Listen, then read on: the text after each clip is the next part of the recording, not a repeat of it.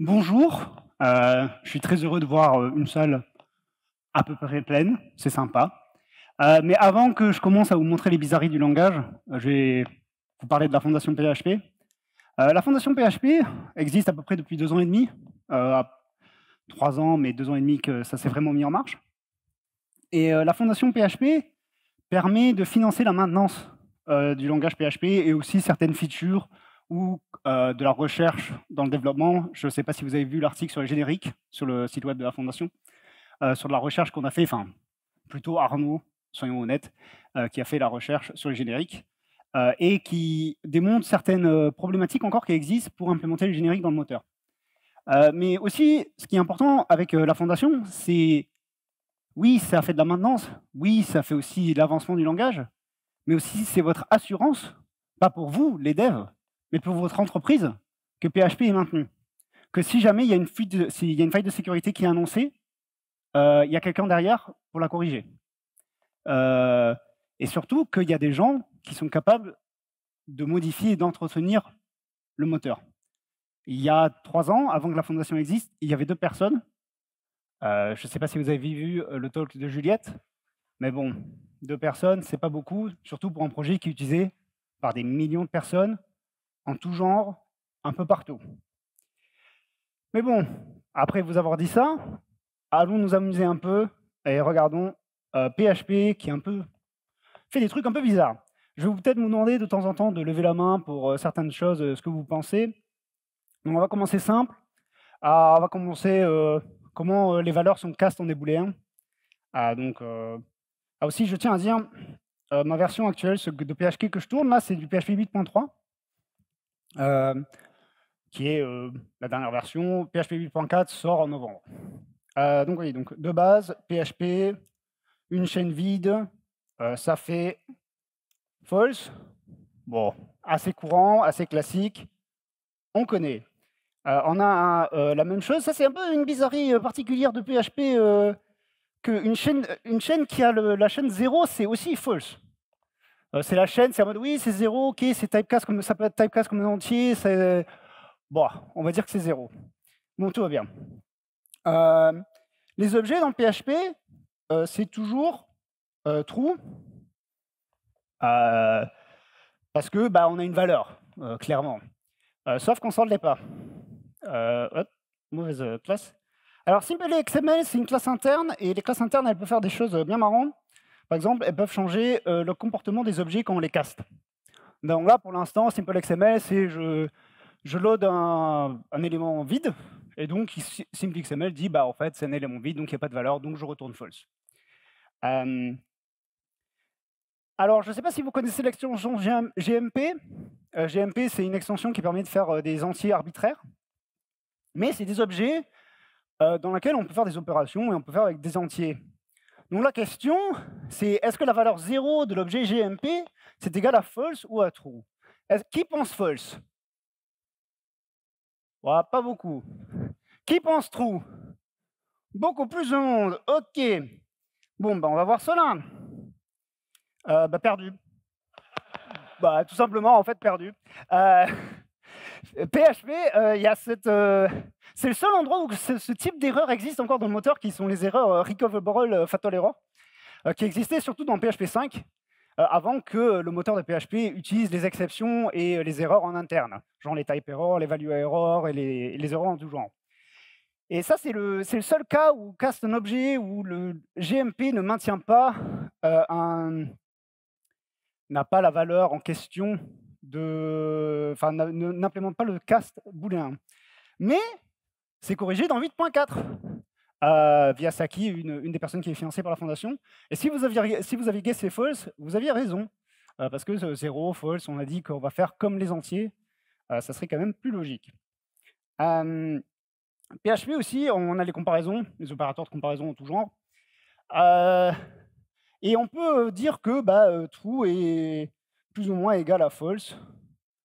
Euh, ah, si j'écris pas PHP, ça va pas aller quand même. Et oui, donc là, pour le coup, true est plus grand que false, parce que true, c'est égal à 1 et false, c'est égal à 0. Donc bon, pourquoi pas? On veut bien. Je ne sais pas si vous connaissez stdin et stdr, les constantes qui correspondent à des ressources du terminal ou de l'output de base. PHP décide, c'est ouais, bon, on va casser en des entiers, pourquoi pas. Donc stdin, c'est la valeur 1, donc, entre guillemets, et stdr, c'est la valeur 3, donc bon. 3 plus grand que 1, pourquoi pas. Ça fait du sens. Ça, c'est une feature un peu plus connue, peut-être pas. Pourquoi ça ne veut pas le... Ah, c'est 23. J'ai supprimé des fichiers. On peut faire de la comparaison de chaînes de caractères avec les opérateurs de comparaison. Je tiens à dire, il y a la fonction strcmp qui fait la même chose et c'est beaucoup plus clair. Voilà. Donc, je dirais de ne pas faire ça. Le double égal, notre outil favori ou pas. La question ici, c'est est-ce que la chaîne de caractères 007 et la chaîne de caractères 7, c'est égal à true? Qui pense true? Ah, quelques personnes. Qui pense false? Bon, il y a des gens qui lèvent pas leurs mains, là. C'est surtout ça que je vois, moi, perso. Hein. Mais oui, c'est égal à... Parce que c'est des chaînes numériques. 007, c'est égal à 7. Bon, voilà, quoi. Tranquille. Pourquoi faire compliqué? Bon, la même chose. 0E9, 0E3. On va faire 0,20. C'est aussi égal. La raison pour ça, c'est qu'en fait, 0E9 et 0E3, ça interprète les nombres comme des nombres à notation exponentielle.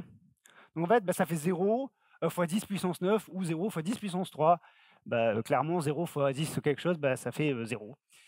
Donc c'est tout à fait prévisible. Et ça, c'est un peu la particularité avec les floats en PHP.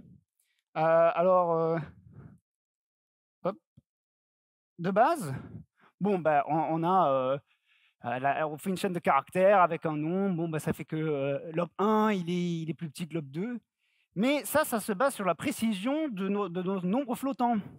Donc, si je change la précision de nos nombres flottants en 0 et que je relance le truc, on a clairement le même résultat. Ce qui n'est pas vrai parce que d'un coup, maintenant, hop1 décide qu'il est plus petit que hop2 parce qu'en fait, on a perdu tout le 0.555 du float. Comportement clairement logique. Hein, je tiens à dire, ce ini7, l'option précision, je n'y toucherai pas, plutôt dans votre code, parce que je pense que c'est un peu une mauvaise idée. PHP, par contre, le truc n'a pas cet état ou ce comportement qui permet d'indiquer qu'en fait, les valeurs qu'on essaie de comparer ne font pas de sens. Et la manière que ça indique que les valeurs, que ce que tu essaies de comparer n'a pas de sens, c'est de dire que peu importe l'ordre des opérations que tu fais, donc peu importe si tu dis que tu le mets à gauche ou à droite, que c'est en fait on a toujours le même résultat. Donc en fait que hop1 est toujours plus grand que hop2. Et ça, c'est la manière de PHP de vous dire ce que tu essayes de faire n'a aucun sens. Voilà. Mais après, merveille des objets internes, c'est qu'un objet interne peut overload leur sémantique de comparaison. Par exemple, datetime immutable, vous pouvez les comparer avec les objets de comparaison et c'est totalement supporté, comme quoi hop1 est plus petit qu'hop2, parce que clairement, j'ai pas mis à jour l'exemple, mais mars, c'était avant mai. Voilà. Hop, ça c'est déjà fait. Mais ok, d'accord, ça c'est bien, on essaie de comparer des objets entre eux, pourquoi pas. Mais qu'est-ce qui se passe quand on essaie de comparer un objet avec quelque chose d'autre, par exemple un entier? Mais nous envoie une notice, j'ai pas réussi à convertir ton objet en un entier. Bon, j'utilise 0. Donc voilà, 1 ou j'utilise 1, je sais plus ce que ça fait. Mais je crois que ça doit faire 1. Donc clairement, les comportements un peu bizarres. Donc oui, voilà. Et ça, je tiens à dire, c'est juste une notice, c'est même pas un warning. Hein. Donc bon, Peut-être qu'il faudrait l'augmenter à un moment dans une version plus tard. Ah ça, comme je vous ai dit plus tôt, Jon GMP, c'est, cette extension qui permet de faire des opérations avec les classes arbitraires, enfin avec des entiers arbitraires. Et pour le coup, ça supporte l'overload de toutes les opérations. Donc, ça supporte l'addition, la négation, multiplier, l'exponentielle, faire des modulos et tout ça. Heu, mais ça, c'est peut-être une feature que vous connaissez ou que vous connaissez pas, c'est qu'en fait, on peut aussi additionner 2 tableaux. Et normalement, en général, quand on pense, l'addition, c'est commutatif et par commutatif, je tiens à dire que c'est peu importe l'ordre des opérations, on a le même résultat. Alors là, je vais devoir augmenter le terminal. Donc là, on a 25, hello, 13. Mais si je renverse, si plus serait commutatif, on aurait la même chose, ce qui n'est clairement pas le cas parce que maintenant on a Word comme index 2 au lieu de hello. Donc voilà, je tiens à vous dire, ça c'est un peu la bizarrerie. Par contre, le moteur de PHP assume complètement que la multiplication est toujours commutative, parce que pour ceux qui ont fait des maths avec les matrices, savent que ce n'est pas vrai. Donc voilà, c'est PHP qui dit que plus, bon, c'est pas commutatif, c'est pas très grave, mais pour les multiplications, si, c'est très important que ça soit toujours commutatif. PHP a aussi cette feature intéressante qu'ils ont récupérée de Perl, qui s'appelle l'incrémentation de chaîne de caractères. Dans le sens que je peux incrémenter une chaîne de caractères et voilà, ZZ, j'ai AAA. Bon, ok, pourquoi pas. Mais cette feature a été tellement bien implémentée que en fait, si tu mets un espace à la fin, d'un coup, ça ne fonctionne plus. Parce qu'en fait, ça regarde juste le dernier caractère et si c'est pas une lettre, en fait, ça fait rien.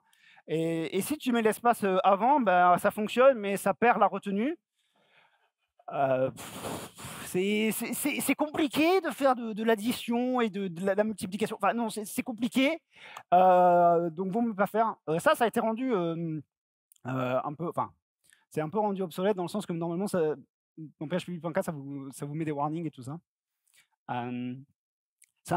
Bon, ok, on sait, on a des lettres, on peut les additionner, mais j'incrémente une chaîne de caractères. Forcément, j'aurai toujours une chaîne de caractères. Ok, j'ai un nombre flottant. Ok, d'accord, pourquoi? Alors, la raison du pourquoi du comment est très intéressante, c'est que, hop, si j'arrive à trouver le fichier, c'est que, en fait, à un moment, durant cette incrémentation, dans cette boucle, on arrive à cette valeur qui s'appelle 5D9.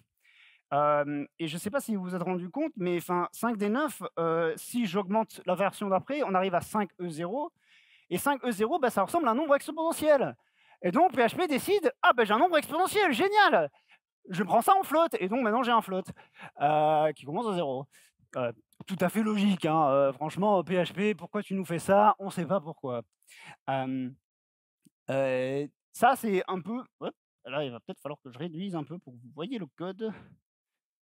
Et ouais, bon, on va réduire et on va augmenter plus tard. Donc, j'ai juste vite fait une classe propre, une qui est publique, qui n'est pas typée, et l'autre qui est publique, mais qui est typée mixte. Donc, en fait, peu importe ce que je fais. Et on va dump i7 dans les deux cas, et la valeur dans les deux cas. Donc, on va remonter, faire PHP 0.50. Donc, alors, il faut peut-être que je remonte totalement. Donc, au début, on a false, pour nous dire que c'est false, ok. Puis on a le i7, on a false x 2, donc en fait, dans les deux cas, ça me dit que cette propriété, elle n'existe pas, ou elle n'est pas définie, ou on n'a pas de valeur. Mais quand la propriété n'est pas typée, en fait, si elle a une valeur, elle a la valeur de nul. Donc en fait, vous pouvez accéder à une valeur non typée, non initialisée, et vous aurez la valeur nulle. Par contre, si vous essayez de faire ça sur une variable typée, vous avez une erreur comme quoi elle n'a pas été initialisée. Donc en fait, il est impossible de vous donner une valeur. Et en soi, le nouveau comportement, il est quand même beaucoup plus sensible que le comportement antécédent, comme quoi, je ne sais pas ce que j'ai, donc du coup, je te donne nul. Mais la question, c'est en mode, mais ok, d'accord, mais est-ce que c'est bien i7, mais j'aimerais bien savoir si la valeur a vraiment été définie, genre si tu as vraiment alloué une variable. Et idéalement, ça serait l'objectif 17. Mais ce n'est pas le cas. Donc il y a cette manière un peu particulière d'y arriver. C'est on utilise la fonction arrayKeyExist, où on passe comme tableau la valeur de retour de getObjectVar. Et getObjectVar qui nous donne hop, hop, hop, hop, qui nous donne true pour la valeur de prop 1, parce qu'en fait elle est définie à nul, vu que c'est initialisé à nul par défaut. Et dans le deuxième cas, en fait, ça nous dit que non false, en fait je n'ai vraiment rien d'initialisé. Donc voilà, donc ça c'est le petit trick. Si jamais i7 vous aimez pas i7, vous pouvez faire arrayKeyExist en passant getObjectVar. Mais ça fonctionne, cette technique de arrayKeyExist, ça fonctionne aussi pour les variables dans le scope global. Parce qu'on a ce tableau magnifique en PHP qui s'appelle globals. Donc globals, en fait, ça liste toutes les variables globales qui existent dans l'interpréteur, genre toutes les valeurs de session, environnement et tout, et qu'on peut d'ailleurs modifier partout où vous voulez. Vous pouvez faire globals, le nom de ma variable, et l'assigner même si vous n'êtes pas dans le scope global. Donc ouais, donc là c'est juste le petit test où on passe à travers une variable qui est définie, une variable qui est allouée à nul, et une variable qui n'existe pas, donc qui s'appelle ondef. Et on voit bien que dans le premier cas, j'ai true. Alors, on va peut-être faire un truc, ce sera peut-être plus simple pour que je m'y retrouve, c'est de clear le terminal. Peut-être une bonne idée ça quand même. Pourquoi j'ai... Ah non. Oui, d'accord. PHP Storm. Donc oui, donc la valeur V, elle existe, elle est 7, et il y a vraiment une valeur qui est 7. La valeur as nul, i7 me dit que ça n'existe pas, parce qu'elle est allouée à nul, mais ma fonction, est-ce que ta variable est définie via arrayKeyExist, me retourne true. Et en dev, dans les deux cas, j'ai false. Yep.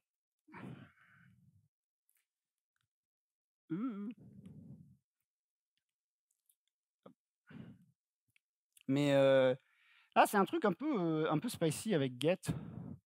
Je sais pas qui utilise la fonction magique __ get. Je vois quelques gens, les méchants. Moi, pour vous être franche, j'aime pas trop __ get. Mais bon, des fois, je peux comprendre l'intérêt de la chose. Ce qui fait que i7, là, on a prop 1 qui est alloué à false, et on a prop 2 qui définit. Mais quand on dit i7, sur une classe qui ne définit que __ get, même si pour le coup, là, prop 2, ça retourne une valeur. Elle existe, entre guillemets. Ça retourne false. Mais le moteur PHP n'appelle pas __ get juste pour vérifier que la variable existe. Elle appellerait que __ i7. Donc si jamais vous faites ça et que vous ne faites pas i7 avec la méthode magique, peut-être à rectifier. Je vais vérifier vite fait qu'est-ce qu'on a après. Oh, avec les offsets. Le truc, c'est que l'exemple de code, il est vachement long, donc je ne sais pas si vous arrivez à le voir en entier. Ouais, non, je pense qu'on va passer. C'est pas l'exemple qui m'intéresse. Ah, c'est celui-là l'exemple qui m'intéresse. Donc, on peut accéder à l'indice d'une chaîne de caractères via la syntaxe offset. On met un index et tout ça. Mais là, j'ai créé un index un peu bizarre. Ça commence par un nom, enfin, ça commence par un 3 et c'est n'importe quoi derrière. Et PHP nous fait un comportement tout à fait logique, qui est que ça nous dit que...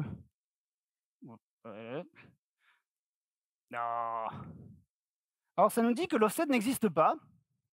Parce que bon, ok, là, l'offset que tu me donnes, c'est pas un entier.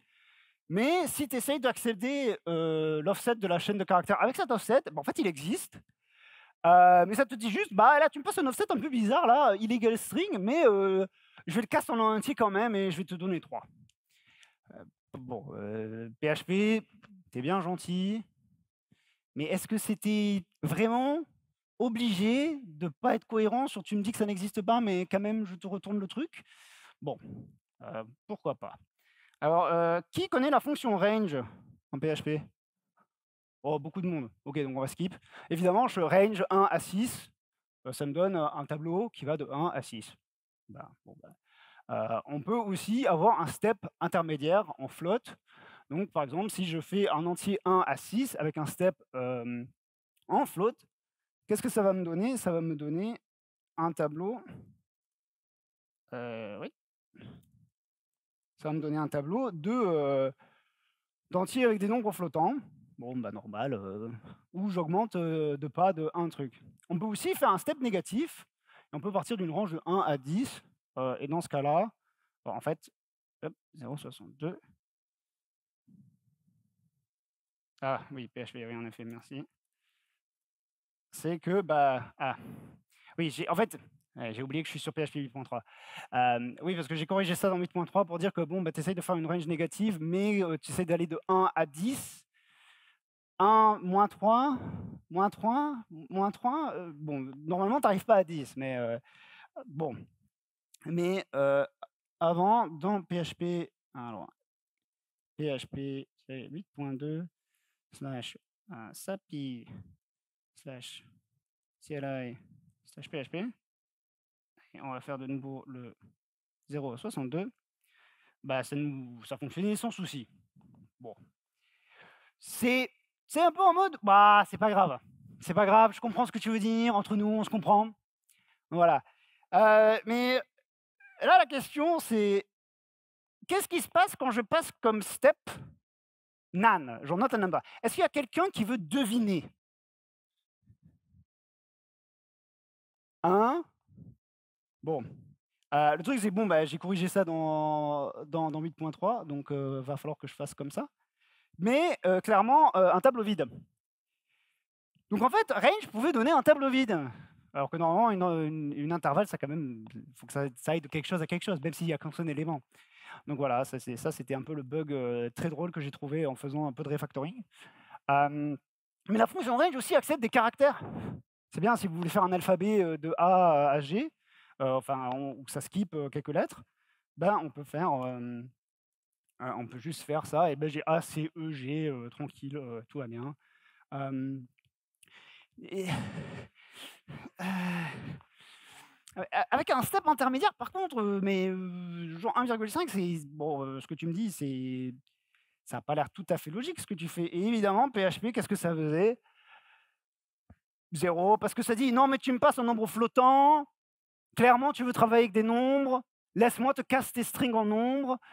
Bon, des strings qui sont pas égales avec des nombres, c'est juste 0, donc 0 à 0, bah 0, tout va bien. Alors, pour le coup, maintenant, depuis PHP 8.3, si on lance un, vous avez une value error, bah non, un warning, j'ai oublié. On n'a pas le droit d'introduire des value error des fois. Il y a un warning comme quoi, qu'est-ce que tu essayes de générer un truc d'arrêt, et pour le coup, bah, ça fait quand même le comportement, mais il y a un warning. Donc pour le coup, on est un poil mieux.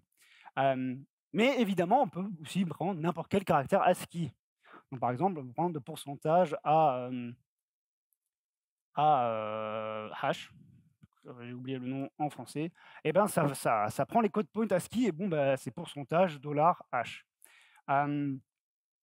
Bon, bah, on fait une range, bon, bah, on peut prendre la chaîne entière de 1 à h aussi, ce qui nous donne un comportement tout à fait logique. À partir de PHP 8.3, de base, je pars du 1, du caractère 1 en ASCII, et j'augmente. Par contre, dans PHP 8.2, ça faisait pas du tout ça, parce que ça s'est dit que, même chose, non, mais tu travailles avec un nombre, c'est un nombre, enfin c'est une chaîne, ce que tu m'as donné, mais ça ressemble à un nombre, donc clairement tu veux travailler avec un nombre. Et l'autre truc que tu m'as donné, c'est pas un nombre, donc bah, en fait je vais casser ça à 0, donc voilà, 1, 0, merci bien. On apprécie beaucoup. Voici mon objet favori de tout PHP, ArrayObject. Qui connaît ou se sert de ArrayObject? Ah, il y a des gens que je vais devoir aller voir. Bon, ArrayObject de base, c'est un tableau, mais en forme d'objet, quoi. C'est bon, bah, je peux faire une incrémentation, j'append, voilà, quoi, genre 25, 45, tout va bien. Mais ArrayObject, c'est un objet qu'on peut étendre. Donc voilà, j'ai foo ArrayObject a cette fonction append. Et clairement, bah, je modifie la fonction append, genre j'écris, je fais echo overload et quand j'append normalement, quand j'append normalement avec l'opérateur, bah, il y a rien qui se passe. Genre, ça m'écho pas le truc, ça fait juste son truc et ça me passe l'array. Par contre, si je fais, avec la méthode append, alors dans ce cas-là, j'ai vraiment le echo, je suis là, on peut me servir. Donc en fait, append, si vous voulez overload, le comportement d'ajouter un élément via l'opérateur append, c'est pas comme ça qu'il faut faire en fait. Il faut, re-overload la fonction offsetSet, avec l'offset égale à nul. Voilà, parce qu'en fait, c'est en mode, j'ai pas d'offset, donc en fait, je te passe nul comme offset. Mais aussi, ArrayObject, on peut s'en servir pour overloader un autre objet. Donc pour le coup, là, j'ai un objet je crée j'ai une classe T qui a une propriété publique P, et j'ai mon tableau, voilà, d'ArrayObject, et je peux y accéder via les crochets P et voilà, hello. Et je vardomne mon objet initial et en fait, j'ai bien alloué hello à cette variable. Donc voilà, mais bon, new object, même chose. J'ai une propriété qui n'existe pas, que j'essaye d'allouer. Et ArrayObject va juste la définir. Alors, je ne sais pas si vous êtes au courant, mais ça, c'est une propriété dynamique. Et les propriétés dynamiques, on les a rendues obsolètes. Alors, en PHP, je crois 8.1. Mais ça émet aucun warning, là, actuellement. Alors, en fait, ça s'en fout. C'est en mode, non, en fait, je fais ce que je veux, je sais ce que je fais. Je comptais essayer de fixer ça pour 8.4, mais on va dire qu'il y avait beaucoup de travail, donc j'ai pas réussi à temps. Mais l'autre truc, c'est oui, c'est que, évidemment, on peut faire la même chose, mais avec un offset. Voilà, donc en fait, je mets un entier. Ce qui fait que j'ai une variable dans ma classe qui a comme nom 3. Voilà. Petite propriété qui n'existe pas, impossible à définir normal, mais voilà, j'ai ma propriété, elle s'appelle 3. On est bien copains. Donc voilà. Mais évidemment, PHP a les propriétés typées. ArrayObject, il est en mode pourquoi pas, moi j'aime bien faire ce que je veux. Donc en fait, je m'en fous. Ta propriété qu'elle soit typée, je m'en fous un peu. Donc je vais faire ce que je veux. Voilà, je fais ça. Et le truc, c'est que là, je crée une classe read-only. Hein, voilà, je fais une définition, GP, read-only, je veux un entier, voilà, typé. Je crée mon nouvel objet. Et après, je vais réassigner via ArrayObject la valeur. ArrayObject, vu que c'est notre bon ami, s'en fout. C'est en mode, oui, porte ouverte. Moi, je te laisse faire ce que tu veux. Voilà, tranquille. C'est voilà, les propriétés, les types, le read-only, c'est des suggestions. Moi, je ne fais pas dans les suggestions. Donc voilà, et on a un peu le même bordel avec i7 où... hop, j'ai oublié le PHP, encore une fois. C'est que PHP, il te fait une warning, ok, il me dit que cette propriété existe. Genre i7p, ça existe, là, sur mon truc, ça existe. Mais si j'essaye de dump l'array, ça n'existe pas. Je suis en mode, mais ok, d'accord. Hein, bon, des fois, ArrayObject, tu me laisses faire des trucs totalement stupides, mais quand je fais un truc logique, là, non, j'ai pas le droit. Bon, merci, super. Hein. J'aime beaucoup. Qui connaît cette directive ini de PHP? Ah, quelques personnes. C'est bien. Franchement, ça, c'est l'une de mes directives ini préférées de PHP, parce que je trouve qu'en vrai, que c'est une vraie feature vachement cool. En fait, directive disable ini function, depuis 8.0, elle est vachement cool. Hein. Avant, c'était un peu nul. Ce que ça permet, c'est que ça permet de supprimer une fonction du langage. Donc une fonction définie par le moteur. Ce qui nous permet de faire un truc super cool, c'est qu'on peut disable la fonction strlen et on peut définir notre propre fonction strlen. Et donc, voilà, ma string hello, elle a 42 caractères maintenant. Voilà. Fonction super cool. Si vous faites ça avec, ouais. Il y a une autre directive disable qui s'appelle disable classes. Je ne sais pas si des gens la connaissent, celle-là. Un là, quelques là, OK. Alors disable classes a ce truc, très drôle, c'est que, disable class, je peux disable la classe error. Je peux faire ça. Et puis je peux essayer de faire un truc drôle, genre passer une type error. Hem, En fait, j'ai juste un segfault. Voilà. PHP n'est pas capable de gérer, une exception sans la classe exception. Ce qui fait du sens en soi. Hem, j'ai découvert ça il y a 1 an. J'avais décidé d'y travailler. C'était trop tard pour 8.2 et j'ai oublié, enfin c'était trop tard pour 8.3 et j'ai oublié, et donc en fait ça existe toujours dans 8.4. Je m'en excuse.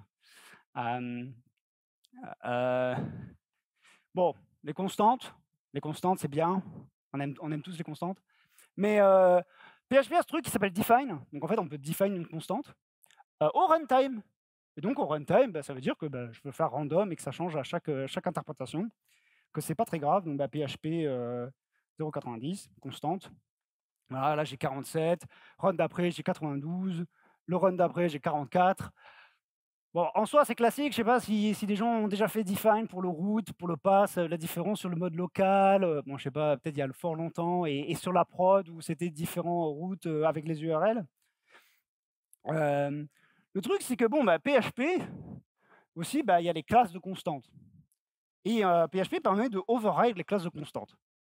Donc pour le coup, j'ai const foo défini dans mes 2 classes. Et donc si je fais PHP 0,91, j'ai from C parce que vous ne voyez pas l'objet, mais je crée un nouvel objet C et je le vardump. Donc voilà. Par contre, qui a dit qu'il fallait que ça soit le même type? Moi, je peux override et faire ce que je veux. Donc voilà, donc PHP, on peut override nos constantes de la classe parente qui est une chaîne de caractères en entier, parce que pourquoi pas. Bon, ah non, mais c'est vrai.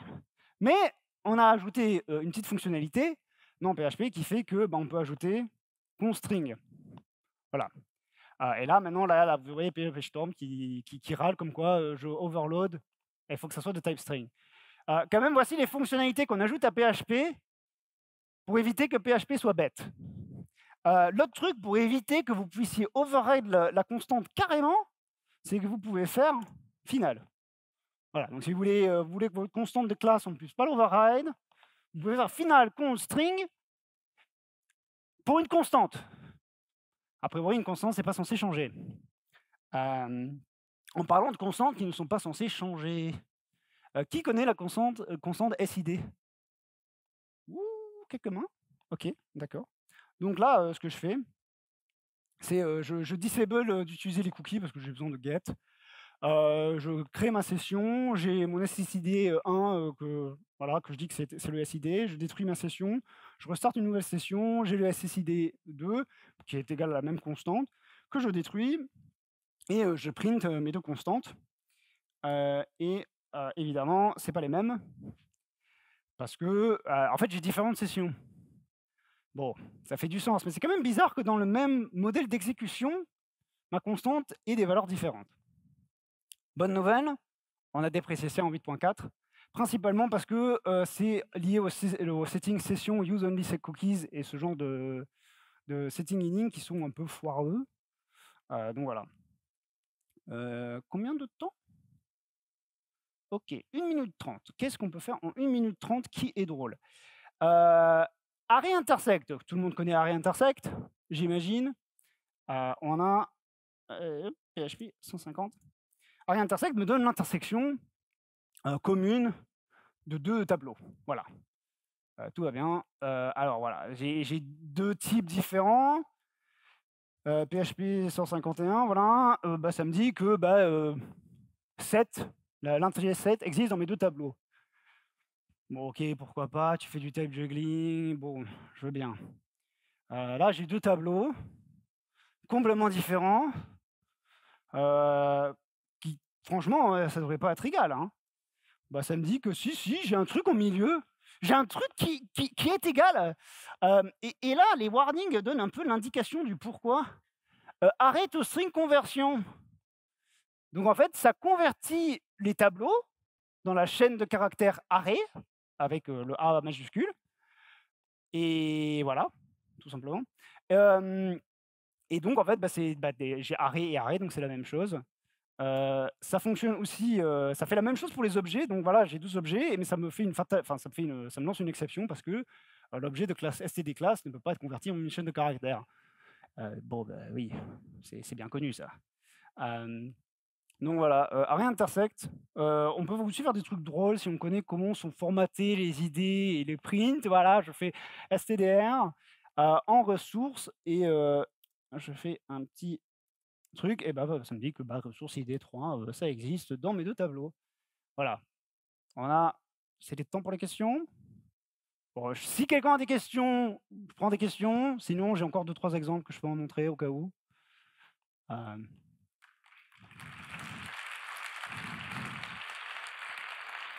C'est quoi l'exemple? Vous avez des questions ou vous préférez qu'il continue encore 5 minutes? Ah, ok, les exemples, les exemples, les exemples, les exemples. Je ne sais pas si vous connaissez cette fonctionnalité que PHP avait en PHP 5, enfin aussi en PHP 7, qui sont genre les bear words. Ça, c'est pour vous annoncer un peu la création de ce script. C'était une nuit, mon cerveau il était en mode, tu sais cette fonctionnalité de PHP qu'on a dépréciée et qu'on a supprimée du langage parce qu'elle n'est pas vraiment logique, qui fait que si tu as une constante qui n'existe pas, en fait, on check que la constante existe, et si elle n'existe pas, en fait, on la casse en une string, et en fait, on te donne une string. J'étais en mode, ouais, je vois. Mais j'ai trouvé une façon de la faire en PHP 8. Donc voilà, c'est juste ça. Je fais un try-catch. Dès que j'ai une exception, en fait, je cache l'exception, je check si j'ai undefined constant. J'ai ça, là je fais un petit offset length pour récupérer le nom de la constante en question que je veux, puis je définis cette constante au runtime, et puis je go to de nouveau au début du try-catch et je continue. Voilà, parce que pourquoi pas? Pourquoi pas? Donc voilà, j'ai PHP as bare words, kinda. Donc j'en ai un là. Simple XML, alors Simple XML c'est pas simple. Tout simplement. Je ne sais pas tout à fait pourquoi ça s'appelle Simple XML. Donc là, je load une string qui a un root et qui a un child et tout ça. Bon, ok. Je suis en mode, d'accord, on prend le premier enfant, on rewind, parce que c'est aussi un itérateur. Les objets en Simple XML, c'est tout. C'est des itérateurs, c'est des tableaux, c'est tout. Je casse en boolean la valeur. Je récupère l'objet courant, donc en fait le premier objet, et je recasse en booléen. Et logiquement, je devrais avoir la même chose. Logiquement, c'est bien ça le problème. Clairement, ça me dit, au début, que oui, j'ai un objet, j'ai un objet là, ça existe. J'ai un objet, très bien, cast, voilà. Child current, qui est censé être le même élément, maintenant il est false. Et la raison pour, en fait, la raison pour, c'est que appeler current modifie l'état de l'itérateur un peu en interne, et ça change le comportement du cast booléen. Et je suis pas trop sûr comment on va faire pour fix, parce que souvent on est en mode c'est non, mais on va fix le langage et tout ça, et Simple XML c'est un peu l'extension où tu es en mode qu'est-ce qu'on fait? Donc voilà. C'est 0, c'est bon. J'espère que les 2 exemples supplémentaires vous ont plu. Voilà. Donc,